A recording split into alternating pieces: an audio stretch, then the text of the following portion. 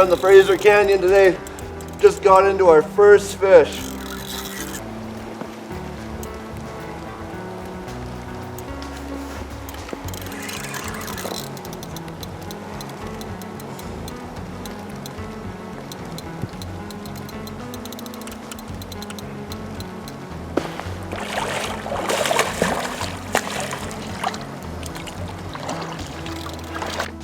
There's nice, maybe 3-4 foot Upper Canyon sturgeon. You can tell it's an Upper Canyon because it's got that nice long snout. We'll get him back in the water here as quick as we can.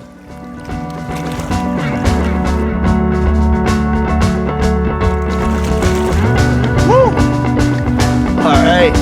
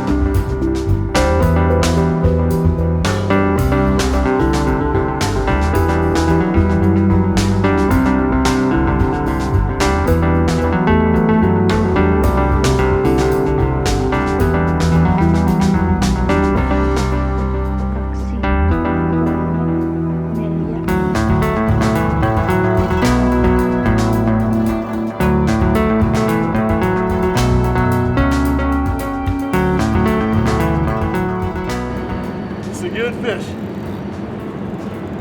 Out here it's just about December. We're up here in the pitch black this morning. Snow's coming down. This is why it's a fishing addiction and not just a hobby.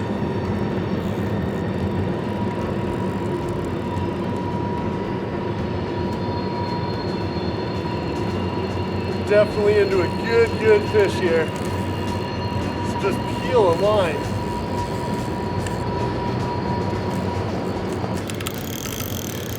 Just trying to gain anything on him. Oh, it's a battle.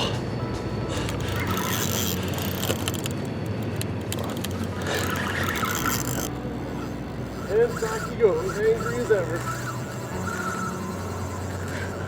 Just feel the line out.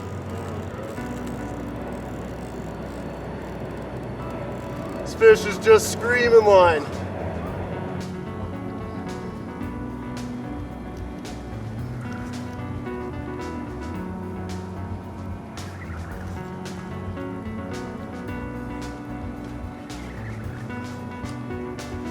Just trying to gain anything on this fish whenever I get a chance, because if you let them pull too much line out and they go for another big run, there's $100 worth of line gone. So you really want to get them as close as you can, as quickly as you can, so when they take those big runs, you have lots of line on your reel. It's probably been close to about 10 minutes now. We haven't even got a look at this fish yet. I think she's getting tired. I know I am. End of November in the Fraser Canyon. Most people are thinking about ice fishing. We're out here hooking into dinosaurs. There's no better place to live on this planet than British Columbia.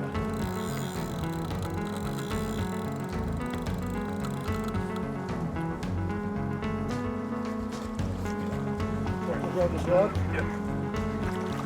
This is freaking huge. Now that's a sturgeon right there. Beautiful fish. Just keep them in the water. Always keep these big fish in the water. It's probably about a 7-footer right there.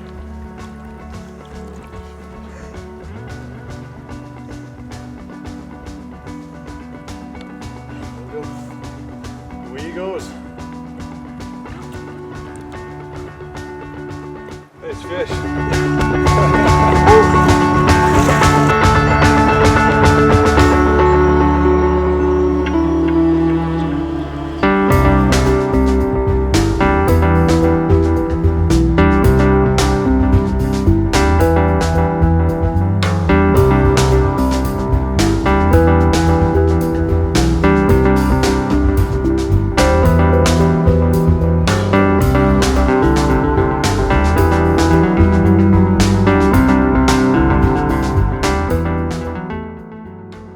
snow's coming down. We rolled in last night, got to the motel, and it was raining a little bit, but this morning we woke up and the snow was really coming down, so we were a little worried about getting down to the river to actually fish, but as soon as we set up, we started hooking into them, and it's been a great day so far. The snow's definitely not deterring the fish, and it's not deterring us. Yeah, it's been, you know, out in towards Kamloops, it's been pretty nice all week, and I'd say this is probably the first major snowfall of the year. It just happens to be the day we decided to make our episode here, but no, we're out here getting it done, and it's been a great morning so far. And you know, I think a lot of the snow is keeping a lot of the other anglers at home, which for us it makes it the best time to come out. There's less pressure on the water. We're definitely seeing some results here. This one right here just, it hit hard and just peeled out a bunch of line. So I'm gonna wait for it to tire out a little bit before I really start trying to bring it in.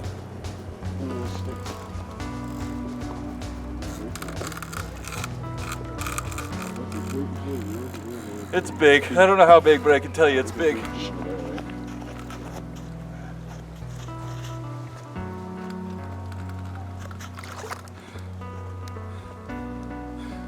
It's way out there. I actually just saw its tail come up. Went for a bit of a run and tried to shake the bait out.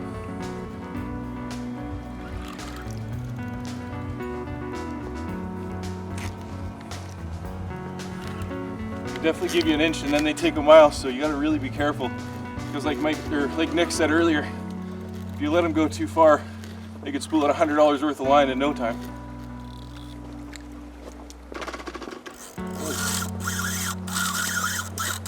You didn't like that.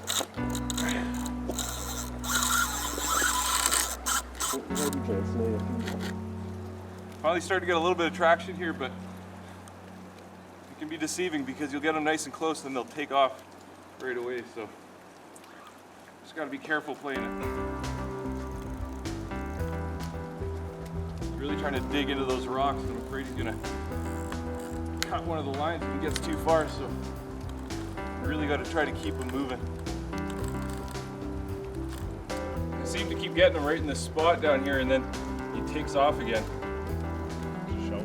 Yeah, he's obviously a pretty big fish to have the energy to keep peeling line out.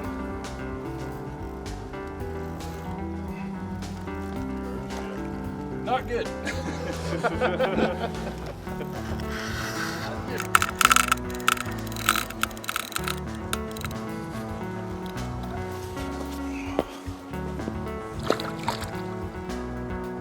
Feels like he's getting tired, and I really hope he is, because I'm definitely getting tired.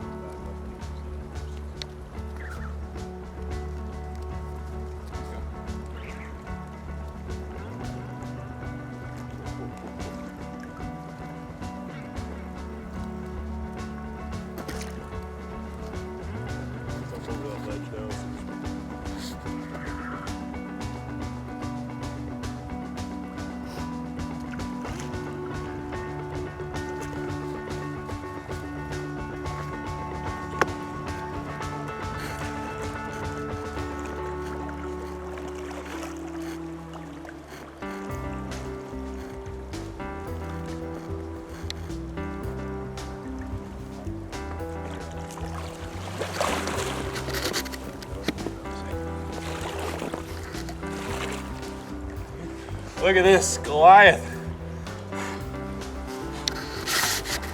Beautiful colors on it. And what a fighter. Just really took me for a few runs there. And almost got me too tired out before we got him in, but here he is. Just look at the size of the head on him. Let him go back in there.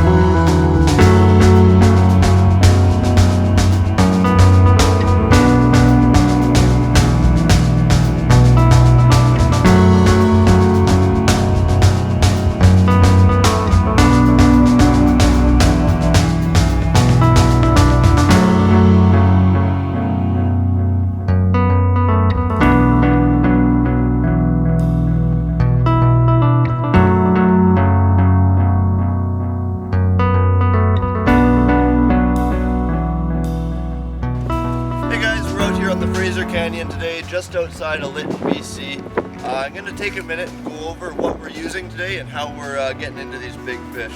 I'm going to show you the setup we're using. This is just a traditional bar rig setup. There's lots of different styles guys use to fish for these sturgeon, but this is the one we prefer. So we've got our main line. It's a 150-pound braided line. It goes down to a 1/0 three-way swivel, a big three-way. For our hook and leader, we've got a 100-pound monofilament line to a 9/0 hook here. The one thing you got to remember with these hooks is always debarb them. Make sure to check your local regulations. So we're going to pinch the barb off this guy. Make sure it's smooth when you rub the underside of the hook there. For weight, we're using about a 100-pound line here as well, down to our weight line. The size of the weight depends on the water conditions. We chose to go with a 12-ounce weight. We're in a bit of slower water here, so we can get away with a bit of a lighter weight. But depending on water conditions, you might even have to go up to 16 or 20 ounces.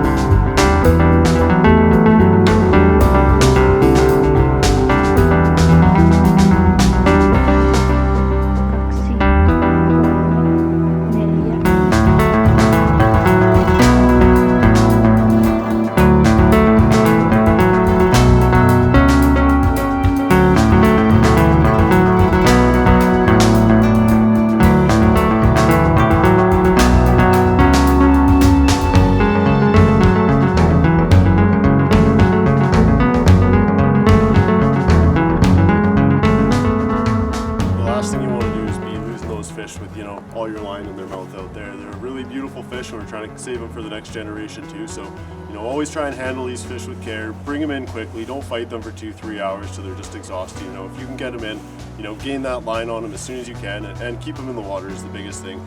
I think the regulations state if they're under about 5 feet, you can lift them out of the water. So basically just to give the first time anglers their glory shot of their first sturgeon, but once they're bigger than that, really make sure you keep them in the water, keep them healthy. Yeah, definitely make sure you're wearing waders or at least waterproof boots so that you can get in the water with the fish. Last thing you want to do is drag that fish onto the sandy beach and end up giving it a lesser chance of getting healthy and back in the water. Yep, it's a beautiful species of fish. They've been around for millions of years. Let's keep it that way.